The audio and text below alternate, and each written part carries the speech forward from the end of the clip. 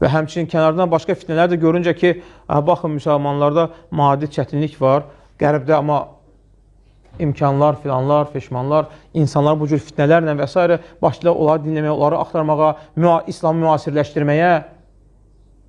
Xəbərləri yoxdur ki, doğrudan geri qalan o qərbdir.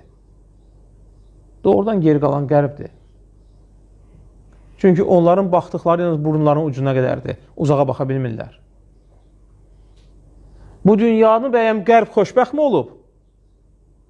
Mən sualın bir hissəsini qoyub başqa bir şey keçdim. Amma bəyəm o qərb doğrudan mı? Madiyyət bəlkə də artıqdır. Bəlkə qat-qat artıqdır. Bəyəm biz ancaq madiyyət istəyirik. Dünyamızı danışırıq, ahirət danışmayaq. Bəyəm biz ancaq istədiyimiz madiyyətdir. Vallahi yaşlılardan birinə desəz ki, 90 yaşı var, 100 yaşı var. Bir tərəfdə madiyyət, bir tərəfdə gənclik, hansını seçər? Gəncliyi seçər. İnsan həmişə madiyyət istəmir ki.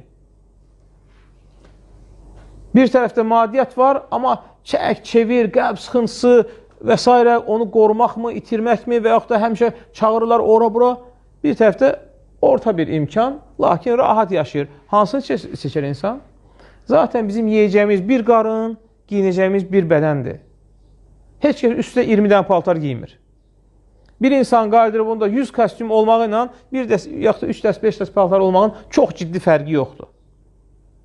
Bir insan 1 milyarda olmaqla ailəsini normal dolandırıcı qədər imkan olmağın çox ciddi fərqi yoxdur. Çünki onlar da bir qarını yeyir, o bilər də bir qarını yeyir.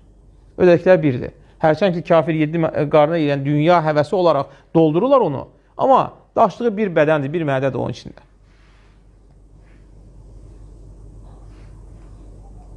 Fərqi yoxdur. Bir insanın kolleksiyasında 100-200 maşın olsun və yaxud da bir insanın salamat bir mini olsun.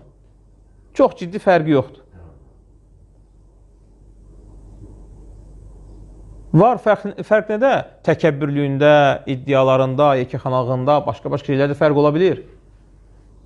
Amma insan kimi xoşbəxt yaşamasında bəlkə də yox, əminliklə Allahdan qorxan o orta imkanlı, az imkanlı çox-çox xoşbəxt qeyrisinə. Bəyəm qəlb xoşbəxtdir pulla, hər şey pulla ölçülür. Və misalını siz də bilirsiniz və hər gündə rastımıza çıxmaqdadır, dəfələrlə görürük, o əqidəli insanların, onlar bilsin nə qədər sıxıntılar içindədir. Sizlərdən qat-qat artıq sıxıntı içində. Əgər biz dinimizdən düzgün sarılsaq, düzgün yapışsaq, bizim heç sıxıntımız olmaz. Bizim heç dərdimiz, sərimiz olmaz. Ya kasıb olsaq, ya varlı olsaq fərqi yoxdur.